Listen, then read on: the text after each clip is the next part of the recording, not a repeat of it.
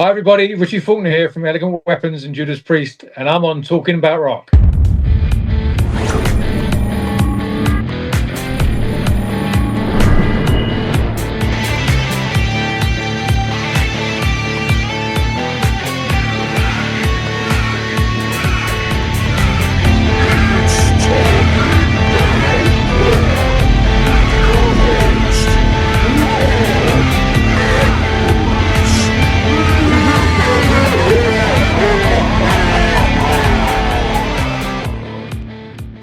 All right, today's guest is best known as one of the lead guitarists for Judas Priest since 2011, replacing original member KK Downing.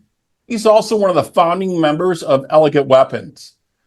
With Ronnie Romero on vocals, bassist Dave Rimmer, and drummer Christopher Williams. Their latest album, Evolution, is out now. Joining us now, let's welcome Richie Faulkner. Richie, how are you, man? I'm doing very well, man. Thanks for having me. It's a pleasure to be here. Yeah, definitely. So let's go back a little with the band's debut album, Horns for Halos. Produced by Andy Sneap, released in 23. Such a fantastic album, really. Great tracks on there: Blinding, Leading the Blind, Do or Die. Just some great stuff. And now you guys have another great album out, Evolution. Do you feel this is more moving forward from the original debut album? You guys kind of worked out your sound and style a little bit more? Well, first of all, thank you very much. I'm glad you like the first record. Yeah, we think so. We think, we're a new band. So we feel like we're finding our identity as we move forward, like, all bands do. And we feel like this is an evolution of that, both as members. The first record obviously was Rex Brown on bass, from Pantera, Scott Travis on drums from Priest. Excuse me. When we took the band out on the live stage, obviously Rex carried on with Pantera, and Scott wanted to concentrate on Priest. So I had to get some guys in the band, and obviously Davey and Christopher came on board. So we evolved in that sense, and I think the songs show a different side to the band as well. So we're finding our identity and evolving in that sense as well. So hopefully the listener will agree as well. But we definitely think it's a strong album. And as we find our identity, this is kind of where we're going, and wanted the fans to hear that as well. So hopefully they dig it. Definitely liking it. Do you feel there's more freedom to kind of express your style with this project maybe than in the Priest environment? It's a good question. In one way, I'd say so. I mean, Priest have been making metal for 50 years, and they've definitely got like obviously a character and a sound that they fall into. But on another hand, they were jointly responsible for creating that heavy metal sound. So with Priest, it's not really limited. It's quite free in Priest as well.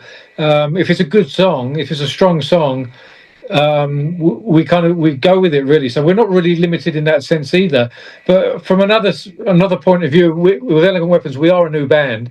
So whatever kind of comes from the heart, whatever we kind of write and put on the table, whatever's strong, we go with, really. We haven't got a sound that we've locked into yet. There's no limitations in that sense.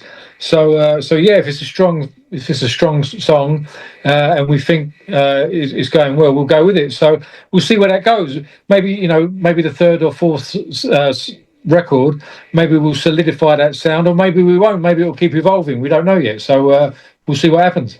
Yeah, really digging the vocals with Ronnie Romero on there. Just a great vocalist for sure. So a little bit more of your history I was reading through. When Priest management originally tried to reach out to you, they had your number wrong, and then they emailed you, of course, and you thought it was spam or junk mail, and you were just deleting them. Yeah, there were two emails. Obviously, I found out about after the fact. They told me they luckily they were persistent. They tracked me down. They got me on the phone in the end, and they told me about the situation, and could I go down and meet the guys and bring my guitar and stuff like that. So after I got off the phone to management, I checked the deleted emails, and they were still there. So I opened up the emails, and sure enough, it was laying out the same situation that the management had relayed to me on the phone. So yeah, I mean, I didn't know the name of the management company at the time. I didn't, and the subject was Judas Priest. So I thought it was just like a mail out from a metal site that I've been visiting or something. And Right. I ignored it and just deleted them to clear space in the inbox. Right. But yeah, luckily they were persistent. Fortunately for me, they were persistent and they tracked me down. And I'm talking to you 15 years later. How crazy is that? Right. And so, and your first performance with them was on American Idol. That had to be a little bit of a shock coming out of the gate also, right? It was, yeah. It was about a month after we announced it. So we went into rehearsals, started rehearsing for the tour, and then I think 3 weeks into the rehearsals, we flew out to Los Angeles and done the TV show, and it was thrown right in at the deep end really. But Priest really have always been about flying the flag for heavy metal and British heavy metal, and we thought it was a great opportunity really to get. I mean, I think it was something like 33 million homes in the US alone. So we thought that was a great opportunity to get into those, fly the flag for heavy metal in 33 million homes, introduced a tour, introduced, obviously the new guitar player. And we did two songs actually with James Durbin. And it was a great thing. Then we went back to England, done another week of rehearsal, and then started tour in Europe. So it was like a whirlwind, so I got the gig, and then we were into the fire, so to speak. So it changed my life completely. Yeah, definitely. It's always good to kind of get the metal back out there, especially in the U.S. market. I think it's a really difficult sell right now with the hard rock and the metal not being as dominant as it used to be in the past. I know other markets in other areas, especially England, UK, things like that. It's always been pretty in the front, pretty dominant still. Not so much on the U.S. I think was it last year or the year before we got nominated for a Grammy, and we went to the award, and there was stuff like best liner notes on an album, best you name it, best pet of the person that played on the record, and then after that, right at the bottom almost was the best metal performance, and it wasn't even best album or best single, best metal single. It was best metal performance. So even that was quite generalized. You know what I mean? We were nominated for best metal performance. So it could be a live show. It could be it was quite nebulous really. Right. But again, we thought it was great to be nominated for a Grammy of a band of 50 years. To be putting out music that was that potent to be nominated for a Grammy. We didn't win, obviously, but it was great to be nominated. So, but yeah, to your point, it wasn't at the forefront. It wasn't one of the main groups, and it was right at the bottom of the group, really, of all the nominees. So not as potent as it used to be, but still up there. After 50 years, Priest still getting nominated for a Grammy. That's a big deal, I thought. Yeah, definitely one of the integral bands, obviously, in heavy metal, the beginning of that. And so good to see getting some of that recognition now after all that time. And you yourself getting some. So in 2015, you were awarded the Dimebag Darrell Shredder Award by the British magazine Metal Hammer at their annual Metal Hammer Golden Gods Award. That sounds pretty amazing as well. Yeah, it's the first time I've got anything like that, and I was totally surprised. I had to fly in from, I think I was in Amsterdam, in Europe at the time. I had to fly in. We were touring at the time, so I had to fly in, collect the award, and fly back out and join the tour again. So obviously, any award like that is prestigious when it's by the fans. The fans vote that kind of stuff, so it means quite a lot. So. And obviously the Dimebag Darrell Award is obviously an amazing thing. Haven't got any awards after that, so my playing's obviously gone downhill since then.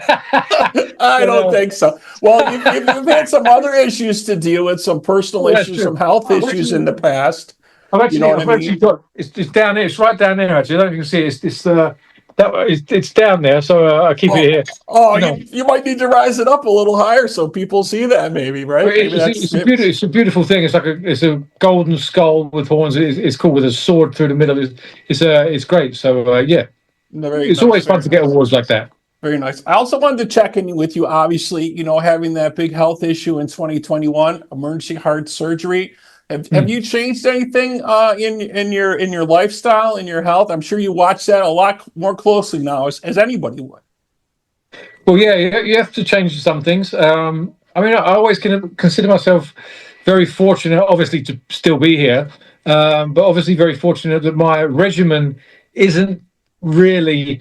Some of the hardest things to do is remember to take meds. I've got meds 3 times a day, and I forget. Obviously, I'm getting older. I forget to take my meds after time, so that's quite difficult. As I said, there's people out there dealing with a lot bigger challenges than I do. So I consider myself fortunate, really. But yeah, I have to change. I have to work a lot harder. Playing stuff these days, I have to work a lot harder at it. I have to practice a lot now, and just keep things moving, keep things moving as they should, so to speak. But yeah, I'm still able to do what I love to do. Again, maybe that's why I haven't got any more awards. But my reward is being alive, talking to you, doing what I can do. I still play with Priest, obviously, still putting out records with Weapons, and yeah, so I couldn't be more grateful to be able to do that. Yeah, we're definitely happy you have that. And also wanted to touch on one other personal note here. I was not aware of, your first child was born in 2020. You're in a relationship with Maria Lynch, daughter of George Lynch. That was amazing. That's correct. That's correct. Yes, I was trying to get into George's band. That's why I got together with him. No. He's a great guy. I've had him on the show a couple of times. Just a great guy. Yeah, definitely. He's dry sense of humor, though. Dry sense of humor. Sometimes you're really not dry, sure. really dry. Sometimes I've been around him where people don't get his sense of humor sometimes, and they think he's like being serious when he's not. He's joking. So that's been interesting to see. But, right, exactly. Lovely guy, great player. One of the greatest from that era, and still is. Really unorthodox way of playing. And he's still killing it out there. We went to see him a little while ago. He was playing near us. I think he was in Chattanooga. I think he was playing. Still playing great. He looks fantastic. He looks better than I do. Like twice my or 3 times my age, whatever he is. But no, playing great. Sounds great. Looks great, and really happy for him. So whenever we see him, he's always great. We always end up watching, YouTube videos, Schenker videos, Blackmore videos, Hendrix, Eric Johnson. Yeah. We always start talking about guitar players. So the wives bugger off into the next room and leave us to it. So we always talk about guitars, Right. I wanted to ask you about that too, but I just want to put a little buzz in your ear. Maybe some collaboration coming down the line between you two, me at some point. Everyone asks about that. That would be hit it out of the park, I think, right? Well, I've never. Do you know what? I haven't really thought about it. It might be one of those things that are too close. You don't think about, but yeah, maybe we'll have a go at doing something like that. Maybe in the future. I mean, George is such a great player, though. I always feel like intimidated when he starts playing. He's like an intimidating player, So we'll see. Maybe George can play some solos, and I'll just back him up with some rhythm stuff. I think that's probably the best I could do. But maybe we'll look into that. Everyone asks about it. Yeah, I think it'd be interesting. I know he does. He does a lot of side solo projects and different stuff, so I'm sure he's busy. But yeah, something cool. But you mentioned a little bit about your gear, and we definitely want to talk about that because people are interested. You're using the Gibson Epiphone Flying V model guitars, with the signature EMG pickups, and your first guitar, I think, was a Gibson as well, right? Yeah, I mean, my first serious guitar was an Epiphone V. Funny enough, when I was growing up, I played whatever we could get our hands on. So when I was around 7 or 8, my father had a friend who played in like a rock punk band around London, and he had it was like a Gibson double cutaway type thing, and it was like a fluorescent orange that he painted. It obviously wasn't a factory custom color. It was like he painted it himself. And it's splattered all over like blues and greens and yellows and reds and pinks. It's like a punk rock guitar. So I played that for a while. But I think my first proper guitar that I got was an Epiphone Flying V, and I played that thing religiously after school every day. Learned, Maiden stuff, and I was into Pantera and Metallica at the time. Learned a lot of that stuff on that guitar, and went from there really. So I still play the V's and the Gibsons, and the Les Pauls and Explorers. I've been playing a few years now. And it's mainly obviously Gibsons that I've been playing. And Gibson were when you're young and you're finding out about gear, you play stuff and it's trial and error, and you gravitate towards stuff that works really. It's stuff that feels good, stuff that works, stuff that stands up during those pub gigs. If you're playing in a pub and stuff keeps breaking down, you change it until you find something that doesn't break or does feel right. And then I've kind of stayed with the same stuff throughout, really. So I've still played the same. At the core, it's the same stuff that I play now than I used to play back in the pubs around London, which is, like a Gibson humbucker, either a V or a Les Paul mainly, with like an overdrive, a delay, a chorus, through a 100-watt Marshall type head. And that's it pretty much. Everything else there might be different switching or all technical stuff that goes on, but at the heart of it, that's pretty much what I play with Priest, and have been for the last 15 years.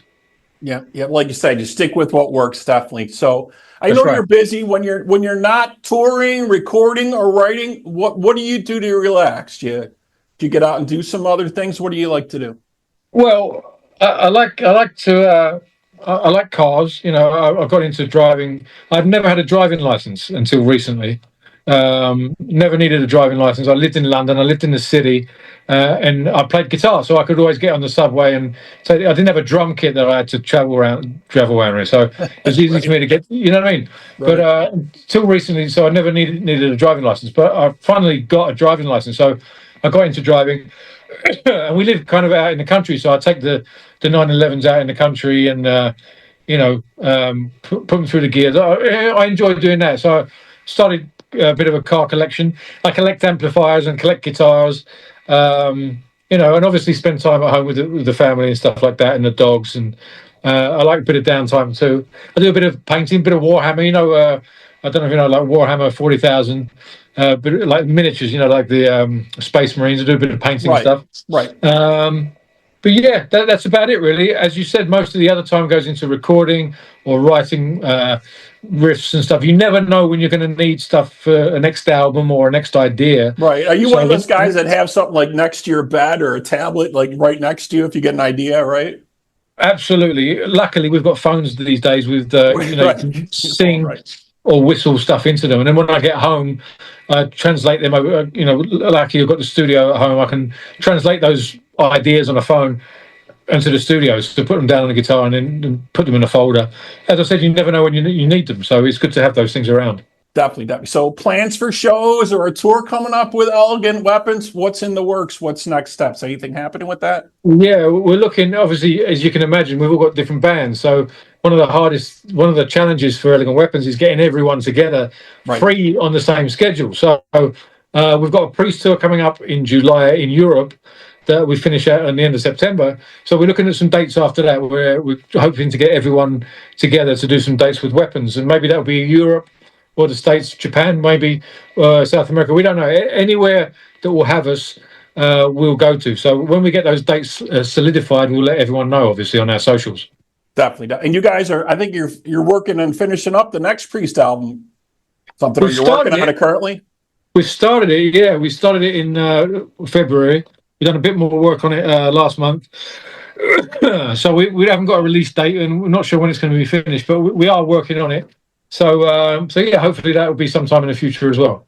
Yeah, and lastly here, I just wanted to wrap up. If you had any advice you could give any young guitarist, in music today or looking at the music business today, what would you tell them? You've gone through a lot. You've gone all the way up the scale, right? You're in one of the biggest metal bands, Rock and Roll Hall of Fame. What would you tell some of these younger guys today?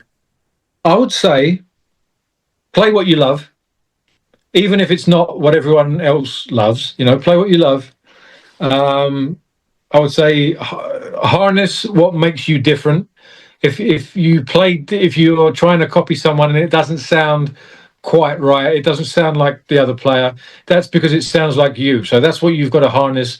That's your unique value that nobody else has. So try and harness that and nurture that. That's what Glenn Tipton told me, and that's what I'd pass on to anyone else. And learn to sing. I think if you could learn to sing, if I could sing, it makes demos easier. It makes the whole process easier. You know, just putting down demos, kind of illustrating what you want from the singer to sing, and maybe singing your own stuff as well. Maybe you've got a good voice as well. So I'd definitely say that. Play stuff you love, nurture what makes you unique, and learn to sing. Definitely, definitely. All right, good advice. Really appreciate it. All right, folks, the new album from Elegant Weapons is out now, Evolution. All right, so check that out and keep an eye on their socials and their website for dates. All right, so that wraps up this episode of Talk About Rock. Thank you to my guest today, Richie Faulkner. And to our audience out there, we hope you're doing your part by keeping the torch alive and supporting live music wherever you are. Richie, again, thank you so much. Thank you, brother. Take care, man. Thanks for the support. Thank you.